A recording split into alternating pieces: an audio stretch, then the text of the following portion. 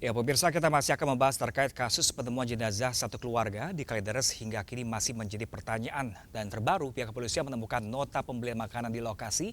Padahal hasil forensik rumah sakit Polri menyatakan tidak ditemukan sisa makanan atau minuman di tubuh jenazah. Lantas, motif apa yang melatari kejadian tersebut? Benarkah murni aksi bunuh diri atau ada aksi lainnya? Telah bergabung bersama kami melalui sambungan Zoom, pemirsa, ada psikolog forensik, ada Bapak Reza Indragiri. Halo, selamat sore Pak Reza. Selamat sore. Ya Pak Reza, langsung saja Pak Reza. Kalau menurut Anda, 4 jenazah dikatakan kekurangan nutrisi dan meninggal saat itu. Apakah wajar dengan alasan itu? Bisa saja, tetapi tetap tidak menjelaskan tentang sebetulnya penyebab kematiannya apa. Mhm. Nah, kalau kita bicara penyebab kematian, ini kita bisa singkat menjadi NASH. N itu natural, artinya seseorang yang meninggal karena faktor alami. Entah itu karena Sakit ya, seperti karena itu ya? faktor Mhm. lanjut usia, tapi faktor alami, dia natural. Yang kedua adalah accident, kecelakaan, hanyut banjir, kepala terbentur tembok, atau tersengat listrik. Ini contoh-contoh faktor kecelakaan. Yang ketiga adalah suicide atau bunuh diri, dan yang keempat adalah homicide atau pembunuhan. Mhm. Nah, tapi persoalannya adalah karena dalam kasus ini yang meninggal ada 4 orang, maka kita tidak bisa langsung pukul rata mengatakan oh penyebabnya pasti sama. Mhm. Meninggalnya itu karena faktor yang seragam, tidak bisa, tetap perlu dipilah satu persatu untuk melihat sejauh mana kemungkinan adakah jenazah tertentu yang meninggal akibat perbuatan pidana. Mhm. Adakah jenazah tertentu yang meninggal karena misalnya bunuh diri. Mhm. Nah, jadi tetap perlu dipilah satu persatu untuk memastikan masing-masing jenazah penyebab kematiannya apa. Oh, jadi kalau menurut Anda ini kepolisian terlalu terburu-buru untuk mengambil kesimpulan statut benang merah bahwa seluruhnya meninggal karena kekurangan nutrisi seperti itu? Contohnya begini, kelaparan atau kekurangan nutrisi itu sebentar selalu bisa kita kategorikan sebagai, oh ini berarti faktor alami. Mhm. Mhm. Tapi bayangkan bahwa ternyata kelaparan itu terjadi karena ada satu orang yang memaksa pihak-pihak lain untuk tidak makan sama sekali. Itu Atau artinya bukan, sebaliknya. itu lebih bukan ke faktor kasus alami, pembunuhan kan? berarti ya Pak Reza ya? Nah, tepat. Kalau situasi seperti itu, maka tadi saya katakan, kelaparan, tidak ada sisa makanan, tidak ada sisa minuman sebagai penyebab kematian bukanlah merupakan penjelasan akhir. Mhm. Kita perlu dipotret secara keseluruhan situasinya apa, sehingga kelaparan sekalipun bisa kita pahami apakah kelaparannya karena faktor alami, atau kelaparannya karena bunuh diri, artinya masing-masing pihak itu semasa hidup memutuskan untuk tidak makan sama sekali, atau jangan-jangan karena dipaksa untuk tidak makan, atau ditutup aksesnya untuk makan, ya lebih mengarah pada pembunuhan. Oke, Pak Reza, kalau Anda lihat ini kan ini dari hasil otopsi itu adalah di lambung tidak ditemukan sisa makanan sedikit pun. Nah, kalau menurut Anda sebagai psikolog forensik, kalau kelaparan itu butuh waktu berapa lama sih hingga menuju ke arah kematian? Oh, tergantung pada kondisi masing-masing orang ya. Apalagi kalau yang bersangkutan usianya sudah lanjut, apalagi kalau ada penyakit tertentu, apalagi kalau komorbid penyakitnya lebih dari satu, maka penyebab kematian akibat kelaparan itu akan bisa berbeda satu sama lain. Mhm. Mhm. Berapa lama waktu yang dibutuhkan akan bisa bervariasi. Mhm. Mhm. Kalau menurut Anda ini kemungkinan penyebab pastinya karena apa sih, Pak Reza? Kalau kemungkinan berarti tidak ada penyebab pasti ya, karena sifatnya spekulatif. Tetapi dugaan. Tapi saya harus minta maaf dulu ke pihak keluarga, andaikan mereka tidak berkenan dengan spekulasi yang saya bangun ini. Kita masih mengandai-andai seperti itu ya. Mhm. Iya, bahwa saya pikir perlu diungkap kemungkinan adanya faktor kombinasi dalam peristiwa ini. Kombinasi antara homicide dan suicide. Artinya, sebagaimana tadi kita obrolkan, barangkali ada pihak tertentu yang memaksa pihak lain untuk tidak makan. Lalu pihak tersebut pada akhirnya memutuskan juga untuk menghabisi dirinya sendiri. Atau variasi lain, pihak tersebut menutup akses bagi pihak-pihak lain yang tidak makan, sampai kemudian mereka kehilangan nyawa, dan kemudian si pelaku memutuskan untuk juga mengakhiri hidupnya. Nah, kalau ini yang terjadi, maka spekulasinya sekali lagi adalah kombinasi antara homicide dan suicide, antara pembunuhan dan bunuh diri. Andaikan ternyata tidak makan itu juga merupakan permintaan dari semua pihak bersepakat untuk tidak makan sama sekali. Lalu ada satu pihak yang menutup akses sehingga betul-betul mereka tidak dapat makan. Nah, walaupun ini kesannya sebagai tindakan bunuh diri, tapi bunuh diri meminjam tangan orang lain di Indonesia tetap tidak bisa dibenarkan. Jadi tetap saya memandang bunuh diri pakai tangan orang pun tetap sesungguhnya merupakan pembunuhan. Pembunuhan, Analog betul. analog dengan euthanasia. Indonesia kan tidak memperkenankan adanya euthanasia, bunuh diri dengan pakai tangan praktisi medis kan tidak boleh. Jadi saya tetap memandang kalaulah situasi seperti itu, bunuh diri dengan pakai tangan orang, maka ini tetap dikategorikan sebagai pembunuhan. Pembunuhan yang mungkin saja berlanjut dengan bunuh diri dari si pelaku yang sudah menutup akses atau melarang orang makan, lalu kemudian memutuskan untuk juga mengakhiri hidupnya. Oke, Pak Reza, ini kan masih menjadi misteri, masih banyak dugaan yang muncul di luar sana, bahkan ada yang dibilang sekte apokaliptik. Apa Pak Reza sudah mendengar ya Pak Reza soal itu? Ya, ada sekte apokaliptik yang ya sebagian orang mengatakan sekte 666 yang memandang bahwa hidup ini akan berakhir dengan kehancuran Armageddon yang amat sangat dahsyat. Nah, mari kita song-song itu dengan mati saja terlebih dahulu. Tapi mudah-mudahan narasi semacam ini tidak ditangkap secara keliru oleh pemirsa sebagai sebuah pembelajaran. Apapun alasannya, tetap tidak ada pembenaran sama sekali bagi tindakan bunuh diri. Apapun alasannya, tidak ada pembenaran bagi bunuh diri. Oke, kalau itu kan ada banyak dugaan, sekte lah, bunuh diri lah. Nah, kalau kasus keracunan mungkin nggak sih serupa dengan tanda-tanda misalnya otot mengecil, lambung nggak ada isinya, bisa nggak sih Pak Reza? Biarkan teman-teman dari kedokteran forensik yang memastikan apakah penyebab meninggalnya itu adalah karena faktor keracunan, ada kekerasan atau tanpa kekerasan, dan faktor-faktor lainnya.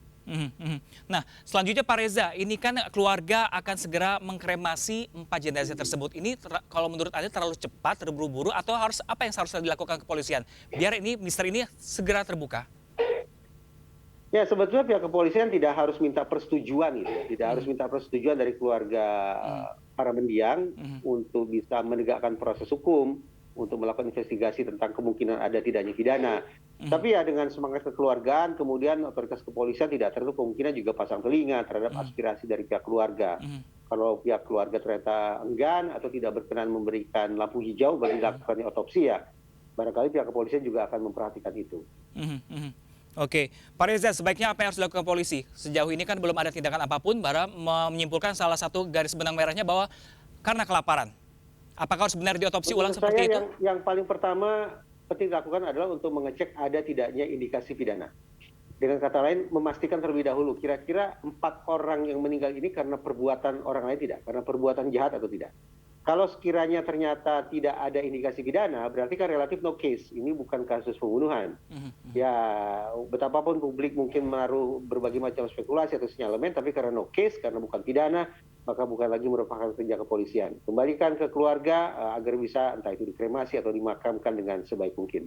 Oke, ini 4 korban ditemukan tewas di dalam rumah, tidak ada saksi mata, dan kalau menurut Anda bisa nggak sih kepolisian menemukan, membuka misteri ini seperti Anda bilang tadi, membunuh diri dengan pinjam tangan orang lain itu bisa dibuktikan nggak sih sebenarnya?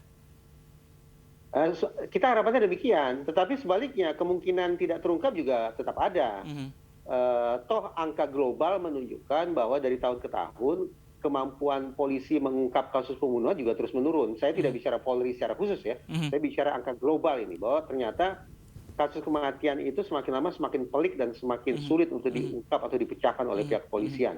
Dengan kata lain, kalau kita berspekulasi atau berharap bahwa polisi bisa mengungkap kasus ini, ya bagus.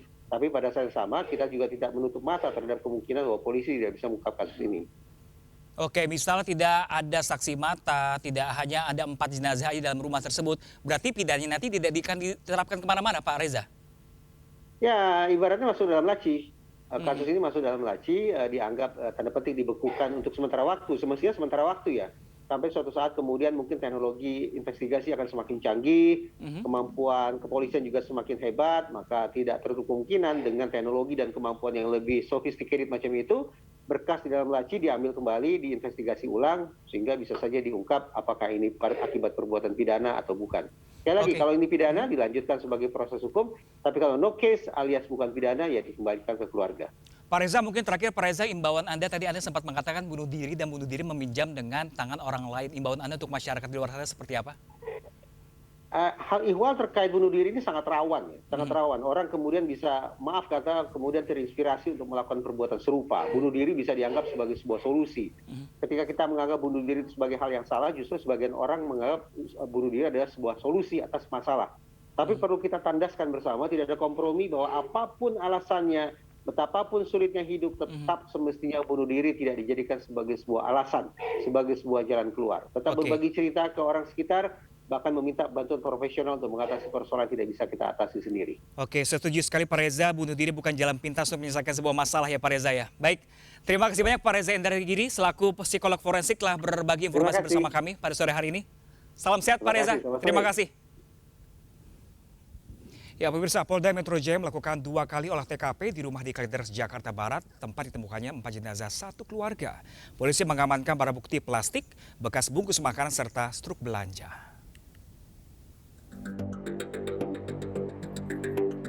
Puslapor Polda Metro Jaya bersama tim gabungan dari Direskrimum Polda Metro Jaya, Polsek Kalideres dan Polres Metro Jakarta Barat Minggu siang kembali mendatangi TKP rumah ditemukannya 4 jenazah satu keluarga di Kalideres, Jakarta Barat. Petugas langsung menggelar olah tempat kejadian perkara di dalam rumah. Usai olah TKP, petugas langsung meninggalkan lokasi dengan membawa sejumlah barang bukti yang diduga merupakan barang-barang pribadi milik korban. Sore harinya, Dirkrimum Polda Metro Jaya Kombes Pol Hengki Haryadi memimpin langsung olah TKP ulang di dalam rumah. Hasilnya kembali ditemukan barang bukti, diantaranya bungkus plastik belanja serta struk belanja. Bersama tim Lapor Bareskrim Polri, nantinya hasil temuan ini akan dilakukan penelitian lebih lanjut. Hingga kini motif tewasnya satu keluarga ini belum dipastikan karena polisi masih meneliti sejumlah barang bukti yang ada. Dan tim lapangan kami saat ini juga sedang bekerja untuk membaktukan beberapa temuan terkait peristiwa yang ada. Namun saya akan pahami dari beberapa penyelidikan kami terakhir ini, termasuk hari ini, kita temukan bungkus bekas makanan. Rencananya, 4 jenazah yang tewas merupakan satu keluarga ini akan dijemput keluarga untuk dilakukan kremasi di rumah kremasi Cilincing, Jakarta Utara. Dari Jakarta, tim liputan iNews melaporkan. Pemirsa, tewasnya 4 orang satu keluarga di Kalideres, Jakarta Barat yang diduga akibat kelaparan menyisakan misteri karena tidak ada keluhan masalah ekonomi. Terungkap fakta mengejutkan, keempat korban tidak tewas secara bersamaan. Sang ayah tewas terlebih dahulu dan hanya diberi kapur barus untuk menghilangkan bau.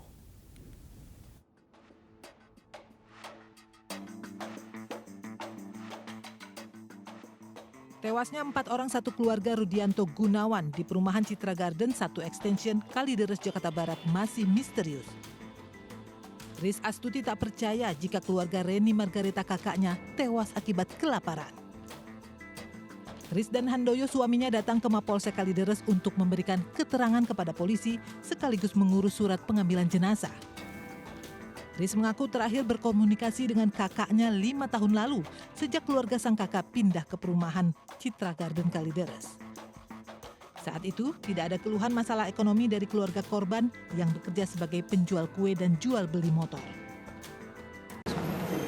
Sedang-sedang aja biasa ya kalau menurut saya ya, nggak pernah ada keluhan dan sebagainya, enggak, ya istilahnya standar lah, umum gitu. Kalau secara ekonomi, Bu? Ya cukup. Korban kerjanya apa sih? Kerjanya dulu jual kue. Yang bapaknya di kantor. Bapaknya? Kantoran, kerja kantor. Ibu? Dulu. Nah belakangan ya kita nggak tahu ya karena lepas kontak. Berapa tahun tuh, Bu? Mungkin ada 5 tahunan ya. 5 tahun. Udah nggak pernah. Telepon-teleponan? Ya, enggak. Dari di Gunung Sari pindah ke sini, udah putus. Hasil penyelidikan polisi mengungkap fakta mengejutkan. Keempat korban tidak meninggal dunia secara bersamaan. Korban tewas pertama adalah sang kepala keluarga, namun tidak dilaporkan dan hanya diberi kapur barus untuk menghilangkan bau. Kondisi ini berulang hingga korban tewas berikutnya. Prosesnya berdasarkan informasi ya dari kepolisian. Yang pertama meninggal itu bapak. Nah, bapaknya meninggal. Nah, informasi yang saya dapat hanya disikapi ya, dengan hanya ditaburi kapur barus, ya kapur barus ya. Kemudian berikutnya yang meninggal adalah ibunya. Itu juga disikapi seperti itu. Ya. Dan yang ketiga adalah pamannya. Baru yang terakhir anaknya. Nah ini kan ada sesuatu ya. Asyung Ketua RT setempat mengatakan terakhir menghubungi salah satu korban Dian September lalu. Saat itu Asyung mengingatkan Dian untuk membayar tunggakan listrik dan Dian masih membalas. Namun sejak 9 November, handphone korban sudah tidak aktif. Tim Liputan iNews melaporkan. Ya pemirsa, kami akan segera kembali sesaat lagi, tetaplah bersama kami.